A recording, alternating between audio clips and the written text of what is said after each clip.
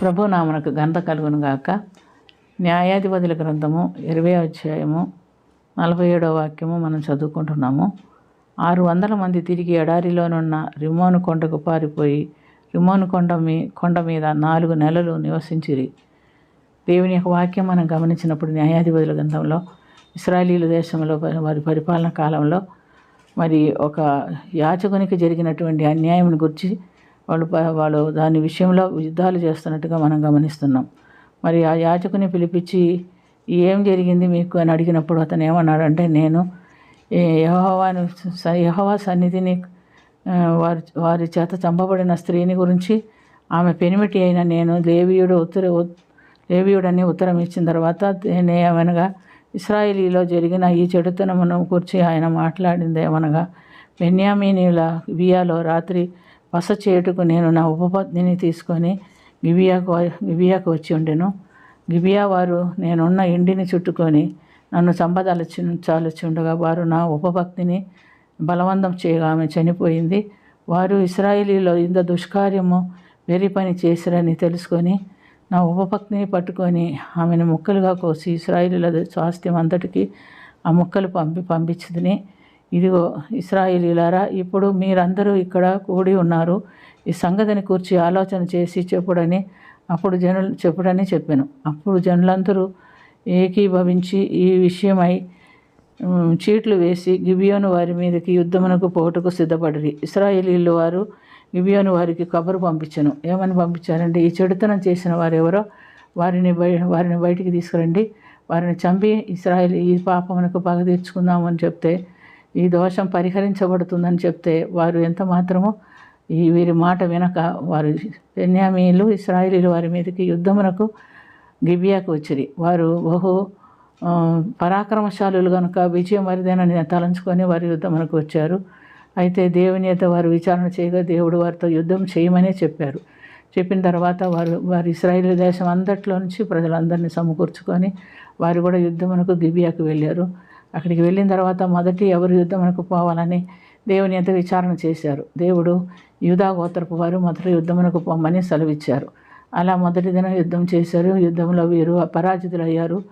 ఆ పరాజయం పొందిన తర్వాత మొదటి రోజు రెండో రోజు ఇశ్రాయేల్ వారికి పరాజయమే కలిగింది. మూడో దినం ముందు మళ్ళీ వాళ్ళు ఏడ్చి దేవుని పాద సన్నిధిలో మొరబెట్టుకున్నప్పుడు దేవుడు అన్నాడు, ఈరోజు యుద్ధమునకు పోడి నేను మీకు విజయం ఇస్తాను అని చెప్పాడు. ఆ విధంగానే మూడో దినం ముందు ఇశ్రాయేల్ వారు గిబియా వారితో యుద్ధం చేసి గెలిచారు. యుద్ధంలో అనేక మంది కూలిపోయారు. మిగిలినటువంటి 6,000 మంది మనం ఇంతకు ముందు చదివిన ప్రకారంగా ఈ వాక్యంలో చదివిన ప్రకారంగా వాళ్ళు అక్కడి నుంచి యుద్ధంలో తాము ఓడిపోయామని తెలుసుకొని పారిపోయి రిమ్మోను కొండ మీద 4 నెలలు అక్కడ ఆశ్రయం పొందుతున్నట్టుగా మనం చూస్తున్నాం. కాబట్టి ప్రియమైనటువంటి దేవుని బిడ్డలారా, తప్పు చేయ వారికి ఎప్పటికైనా అపజయమే ఉంటుంది కానీ విజయం ఉండదు. ఈ విషయం మనం ఎప్పుడు మనసులో పెట్టుకోవాలి. వాళ్ళు తప్పు చేసిన తర్వాత దేవుని యొద్ద క్షమాపణ పొందకపోగా క్షమాపణకు పిలిచినప్పుడు యుద్ధానికి సిద్ధమవుతున్నట్టుగా మనం చూస్తున్నాం. వారు ఆ తప్పు చేసిన వారిని వీరికి అప్పగించి ఉంటే వారిని చంపి దేవుని యొద్ద క్షమాపణ పొందుకునేవారు. అయితే వాళ్ళు ఎంత మాత్రం దానికి సమ్మతింపక మేము పరాక్రమశాలులం కదా, మేము యుద్ధం చేసి గెలుస్తామనే విశ్వాసంతో వాళ్ళు యుద్ధమునకు దిగారు. దేవుని యొద్ద విచారణ చేయలేదు. ఇశ్రాయేలీలు అయితే ప్రతి విషయంలోనూ దేవుని యొద్ద విచారణ చేస్తూ ముందుకు సాగుతున్నట్టుగా మనం చూస్తున్నాం. మొదటి 2 దినాలు ఓడిపోయినా మూడో దినం వారు విజయం పొంది శత్రువులను సంహరించినట్టుగా గమనిస్తున్నాం. వారు ఇక వారికి నివసించడం ఉండడానికి స్థలం లేక వాళ్ళ పట్టణాన్ని కూడా కాల్చివేశారు. తర్వాత వాళ్ళు ఆ యొక్క రిమ్మోను కొండ మీదకి వెళ్ళి అక్కడ నివసిస్తున్నట్టుగా చూస్తున్నాం. 4 నెలలు అక్కడ నివసించినట్టు మనం గమనిస్తున్నాం. కాబట్టి ప్రియమైనటువంటి దేవునిలారా, మనం తప్పు చేసి ఎప్పటికైనా తప్పు ఒప్పుకొని దేవుని యొద్ద క్షమాపణ పొందుకోవటం చాలా అవసరం.